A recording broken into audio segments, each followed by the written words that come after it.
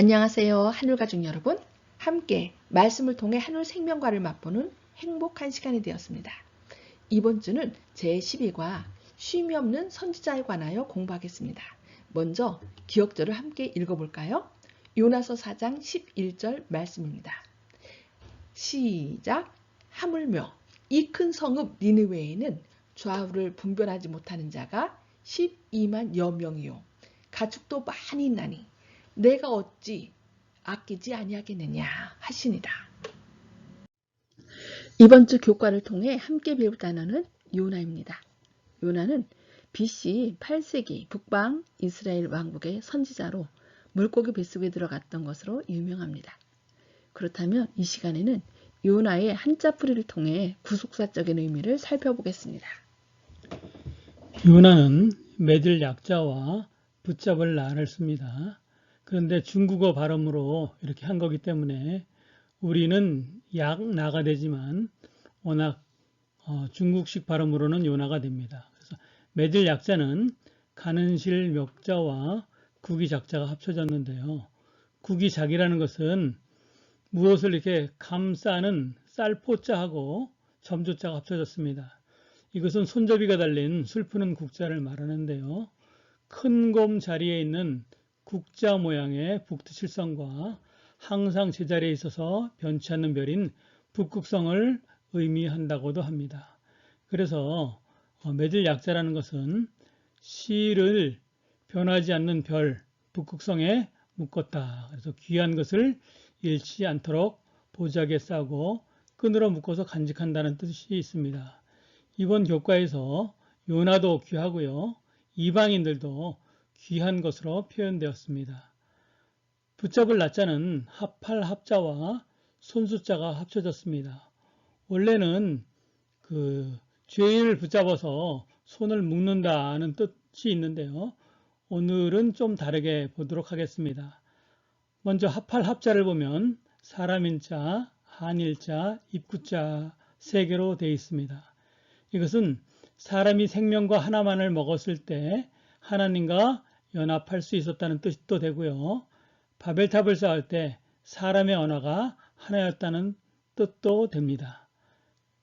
그래서 붙잡을 나는 합할 합자에 손수자가 합쳐졌는데요. 선지자 요나가 니누에, 옛날로는 아시리아, 아수르로 부르죠. 성경에서는 니누에로 가서 그 나라가 40일 후에 멸망한다는 하나님의 기별을 전하기 싫어서 배를 타고 다시스, 지금의 스페인입니다. 스페인으로 도망할 때 하나님은 뱃속에서 잠을 자고 있는 요나를 붙잡았습니다.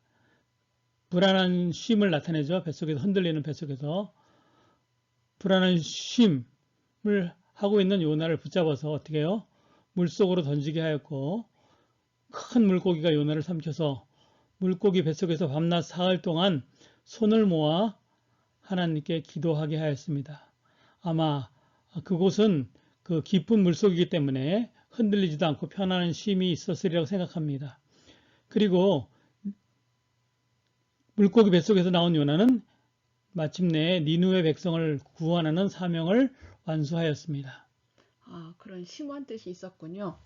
감사합니다. 성경에는 재미있는 이야기들이 많이 기록되어 있는데 그중 하나가 바로 요나 이야기입니다. 그는 하나님으로부터 부름을 받은 선지자였는데 하나님의 부르심을 거절하고 도망했습니다. 매우 극적인 방법으로 설득당해 마음을 바꾸고 순종했지만 그는 니느웨 사람들이 회개하여 멸망으로부터 구원함을 받자 이에 대해 불평하였습니다. 요나는 참된 쉼과 평안을 경험하지 못한 사람으로 그는 하나님을 향해 여호와여 원하건대 이제 내 생명을 거두어 가소서 사는 것보다 죽는 것이 내게 나음이니이다 라고 외칠 정도로 쉼과 평안함이 없이 불만으로 가득 찬 사람이었습니다. 예수님 자신이 요나 이야기를 언급하시면서 심판 때에 니느웨 사람들이 일어나 이 세대 사람을 정죄하리니 이는 그들이 요나의 전도를 듣고 회개하였음이거니와 요나보다 더 큰 이가 여기 있으니 라고 말씀하셨습니다. 예수님은 분명 요나보다 더 큰 분이십니다. 만약 그렇지 않았다면 그분께서 우리의 구원자가 되지 못하셨을 것입니다. 이번 주 교과를 통해 요나 이야기를 살펴보면서 쉼과 평안이 부족했던 요나로부터 우리가 무엇을 배울 수 있을지 생각해 보겠습니다. 이번 교과의 학습 목표입니다. 첫째, 우리를 향한 하나님의 부르심에는 분명한 목적이 있음을 깨닫는 것입니다. 두 번째, 우리가 어리석게 행동할지라도 끝까지 기다리시며 바른 길로 인도하시는 하나님의 은혜에 감격하는 것입니다. 세 번째, 나를 향한 하나님의 부르심에 믿음으로 반응하는 것입니다. 도망치다. 요나는 가드 헤벨에 살았고 여로보암 2세의 통치 당시 성공한 선지자였습니다. 그는 하나님을 알았고 그분 안에서 안식했습니다. 그런데 하나님은 요나에게 니느웨 성에 가서 기별을 전하라고 하셨습니다. 그러나 요나가 여호와의 얼굴을 피하려고 일어나 다시스, 현재의 그 스페인입니다. 스페인으로 도망하려 하여 욥바로 내려갔더니 마침 다시스로 가는 배를 만난지라. 여호와의 얼굴을 피하여 그들과 함께 다시스로 가려고 백사끌 주고 배에 올랐더라고 요나서 1장 3절에 말씀하고 있습니다. 요나는 부르심을 받았을 때에 하나님께서 부르시는 곳과 반대 방향으로 도망을 쳤는데 왜 그랬을까요? 성경과 아수르의 역사를 기록한 문서와 니느웨에 있는 사네립의 궁정벽화는 히스기야의 남쪽 국경지대의 유세 중 가장 중요했던 라기스의 처참한 몰락에 대한 이야기를 기록하고 있습니다. 아수르 왕은 라기스를 함락시킨 후 수백 혹은 수천 명의 사람을 창으로 찔러 죽였고 히스기야 왕을 끝까지 따르던 자들은 산채로 몸의 가죽을 벗겼다고 기록했습니다. 남은 사람들은 아수르로 끌려가 헐값의 노예로 팔렸다고 합니다. 이렇게 잔인한 아수르 사람들에게 어떻게 기별을 전할 수 있을까요? 그들이 몰락 소식을 듣고 폭력을 행사하지 않을까요? 그리고 만약 사랑의 하나님께서 니느웨 사람들을 용서하신다면 자신은 거짓 선지자가 되는 것입니다. 그래서 요나는 무작정 반대 방향으로 도망쳤던 것입니다. 사흘간의 쉼. 하나님으로부터 도망치려고 했던 요나는 문제를 뒤로 하고 쉼으로 인해 배의 맨 아래로 내려가 잠을 청했습니다. 그러나 그의 짧은 쉼은 하나님께서 기적적인 방법으로 몰고 오신 폭풍으로 가로막혔고 요나는 무덤이 될 뻔한 바다에서 구원함을 받았는데 하나님께서 요나를 구하기 위해 물고기를 보내신 것입니다. 사흘간 물고기 뱃속에 머물게 되고 나서야 요나는 비로소 회개하고 돌이켜 하나님의 뜻에 순종했습니다. 그가 비록 깊은 바다의 물고기 뱃속 매우 위험한 상황 속에 있었지만 요나는 하늘 성수를 향하여 기도를 하였는데 성수는 이 순간 요나의 기도의 초점일 뿐만 아니라 소망이 있는 곳으로 하나님과 교통하는 장소요 구원이 이르러 오는 곳이었습니다. 요나는 마침내 이 중요한 진리를 깨달아 하나님의 은혜를 경험했고 구원함을 받았습니다. 큰 물고기가 그를 토해냈을 때 요나는 도망자에 불과했던 자신을 향한 하나님의 사랑을 깨달았습니다. 그는 모든 믿는 자들을 위한 가장 안전한 장소는 하나님의 뜻 안에 있는 것임을 분명히 배웠습니다. 마침내 그는 하나님의 명령에 순종하여 자신에게 맡겨진 책임을 다하기로 하였습니다. 비록 극도로 악한 도시의 사람들이 타지에서 온 선지자로부터 자신들이 얼마나 악한 자인지에 대하여 듣는 것을 좋아하지 않을지도 모르지만 그는 확신에 찬 믿음을 가지고 니느웨로 향하였습니다. 사명을 완수함. 니느웨 성은 사마리아와 비교하면 약 21배가 넘는 엄청난 성으로 걸어서 둘러보는 데 3일이나 걸렸습니다. 그런데 요나가 40일 후에 닥칠 멸망에 대해 외친 하루 만에 니느웨 백성이 전부 회개했다고 기록하고 있습니다. 과연 이 일이 가능했을까요? 도대체 니느웨에 무슨 일이 있었기에 왕은 금식을 선포하여 모든 사람들, 짐승들까지 베옷을 입고 회개하도록 조서를 내렸을까요? 그리스도인 과학자들은 분명 무슨 일이 일어났을 것이라 생각하고 연구했답니다.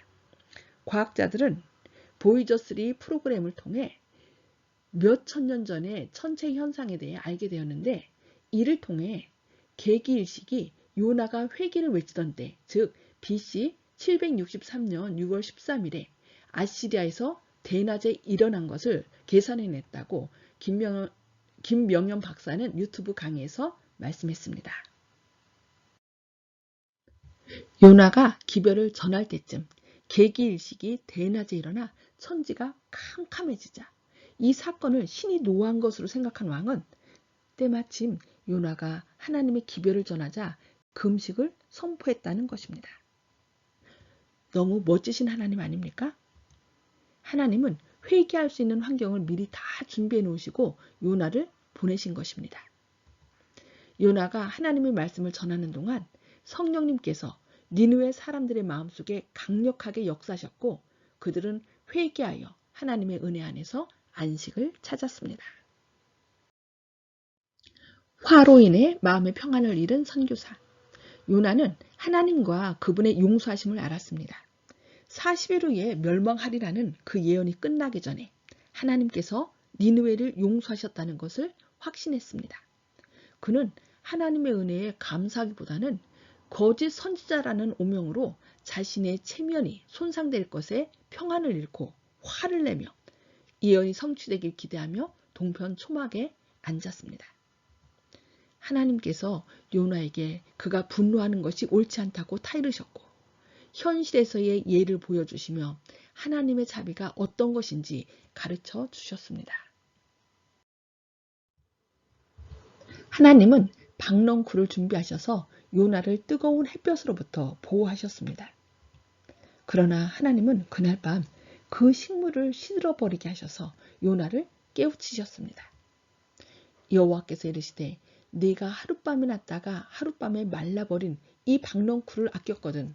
하물며 이 큰 성읍 니느웨에는 좌우를 분별하지 못하는 자가 12만여 명이요 가축도 많이 있나니 내가 어찌 아끼지 아니하겠느냐 하고 말씀하셨습니다. 모두를 위한 계획.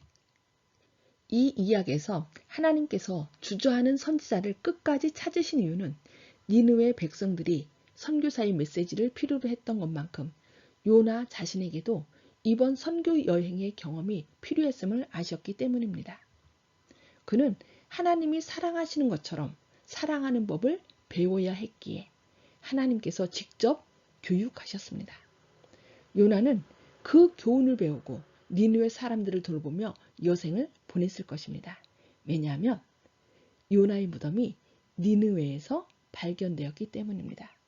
그러나 안타깝게도 이슬람 국가 IS가 2015년 6월 10일 이라크에서 세력을 확산하면서 이 무덤 자리를 공원화하려고 이곳을 파괴했다는 소식을 전해왔습니다. 참으로 안타깝습니다.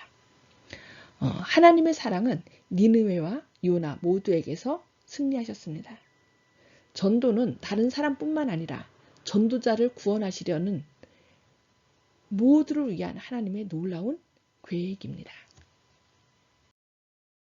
더 깊은 연구를 위해 선지자 왕 266종 말씀입니다. 요나에게 위탁된 책임은 무거운 것이었으나 그에게 가라고 명하신 하나님께서는 당신의 종을 붙드시고 그에게 성공을 허락하실 수 있으셨다. 만일 선지자가 의심치 않고 순종하였더라면 많은 쓰라린 경험을 겪지 않고 큰 축복을 받았을 것이다. 요나가 절망에 빠진 때에도 여호와께서는 그를 버리지 않으셨다. 연속적인 시련과 이상한 섭리를 통하여 하나님께서는 당신과 당신 자신의 구원하시는 무한하신 능력에 대하여 선지자의 확신을 소생시켜야 하셨다고 화이트보이는 말씀하고 있습니다. 이번 교과의 요약과 결론입니다. 하나님께서는 니느웨로 가라는 부르심을 거절하고 도망쳤던 선지자를 끝까지 포기하지 않고 찾아내셔서 맡겨진 사명을 감당하게 하셨습니다. 이를 통해 니느웨 백성들을 구원하실 뿐만 아니라 요나 자신도 하나님과 나누는 구원의 관계 속에서 하나님의 뜻에 순종함을 통해서만 누릴 수 있는 참된 쉼을 찾기를 바라셨습니다. 저와 여러분도 순종을 통해 참된 쉼을 누리시는 하늘 가족 되시기를 바라며 교과 공부를 마치겠습니다. 끝까지 경청해 주셔서 감사합니다.